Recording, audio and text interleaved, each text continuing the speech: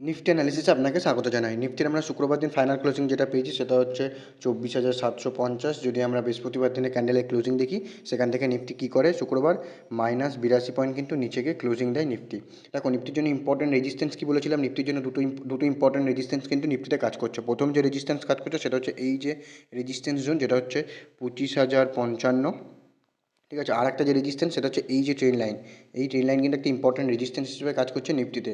দেখো যদি কী বলেছিলাম, যদি নিফটি কী করে 25,055 উপরে যদি ব্রেকআউট করে, ঠিক আছে, যদি 25,055 উপরে যদি ব্রেকআউট করে দেন এখান থেকে কিন্তু একটা আপসাইড মুভমেন্ট দেখা যাবে এবং দেখা যেতে পারে নিফটি অল টাইম হাইও কিন্তু লাগাতে পারে যদি 25,055কে ব্রেকআউট করে। ঠিক আছে, তো নিফটি কী করে যদি দেখি লাস্ট এখানে 3-4বার কিন্তু মার্কেট এই যে রেজিস্ট্যান্সে কিন্তু রেজিস্ট্যান্স নেয় 25,055কে, রেজিস্ট্যান্স এবং রেজিস্ট্যান্স নিয়ে কিন্তু কী করে মার্কেট নিচে এসেই ক্লোজিং দেয়। আর এই যে ট্রেন লাইন রয়েছে এই ট্রেন লাইনের উপরে কিন্তু ব্রেকআউট কিন্তু ইম্পর্টেন্ট অবশ্যই দরকার।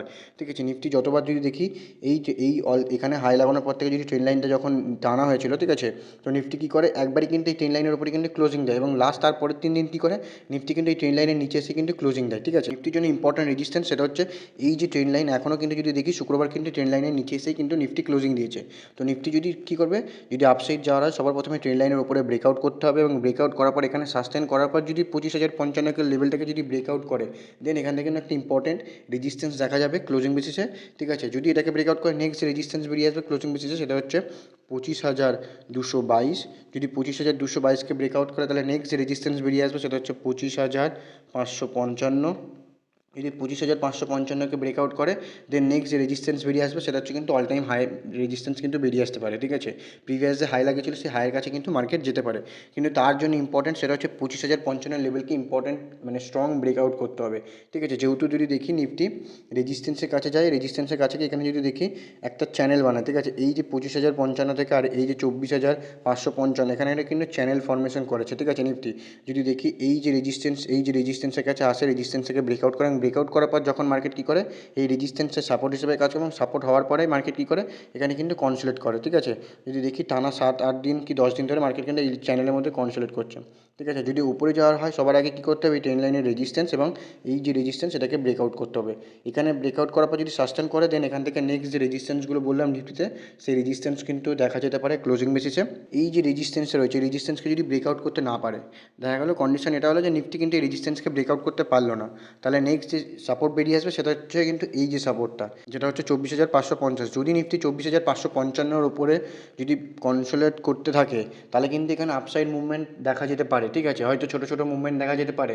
যদি এই চ্যানেলের মধ্যে ট্রেড করতে হয় কিন্তু খুব কম কোয়ান্টিটিতে ট্রেড করো, কারণ এই চ্যানেলটা একটা কিন্তু সাইডওয়েজ জোন বা এখানে ট্র্যাপিংও করতে পারে। ঠিক আছে, যেহেতু চ্যানেলের মধ্যে নিফটি চলছে, যদি নিচের সাইডে আসে সাপোর্টের এখানে আসে তো এখানে কম কোয়ান্টিটিতে ট্রেড করতে পারো, যদি আপ সাইডে থাকে এখানেও কিন্তু ডাউন সাইডের ভিউ রেখে কম কোয়ান্টিটিতে ট্রেড করতে পারো।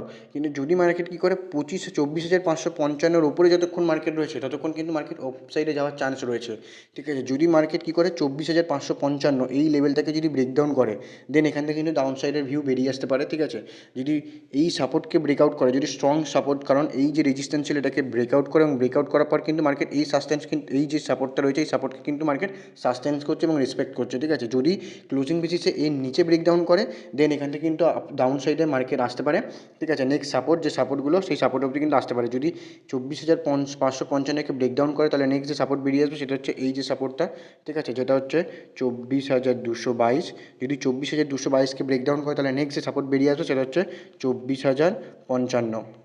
যেহেতু একটা রাউন্ড ফিগার এবং সাইকোলজিক্যাল নাম্বার, তো মার্কেট কিন্তু এই সাপোর্টের কাছে এসে কিন্তু দাঁড়াতে পারে। ঠিক আছে, যতক্ষণ মার্কেট কী করবে এই চ্যানেলের মধ্যে ট্রেড করবে ততক্ষণ কিন্তু ট্রেডটাকে অ্যাভয়েড করো, বা ট্রেড করারই হলে খুব কম কোয়ান্টিটিতে ট্রেড করো, কারণ এই জোনটাকে ট্র্যাপিং জোন বা সাইডওয়েজ জোন।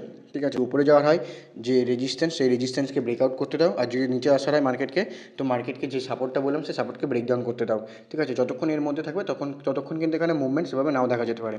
ঠিক আছে, আর হ্যাঁ, যদি ট্রেড করারই হয় তুমি তোমার নিজের অ্যানালিসিস লাগিয়েই কিন্তু তুমি তোমার ট্রেড করতে পারো। ঠিক আছে, যদি তোমার সেটআপ অ্যাক্টিভ হয় তবেই তুমি তোমার ট্রেড করো, আদারওয়াইজ ট্রেড করার কিন্তু দরকার নেই। একটা ভুল ট্রেডে ঢুকলে তোমার কিন্তু ক্যাপিটাল পুরো জিরো হওয়ার চান্স থেকে যাবে। ঠিক আছে, যদি ভিডিওটি ইনফরমেটিভ লেগে থাকে অবশ্যই কমেন্টে জানাবেন। দেখা হচ্ছে পরের ভিডিওতে, ততক্ষণ ভালো থাকবেন, সুস্থ থাকবেন।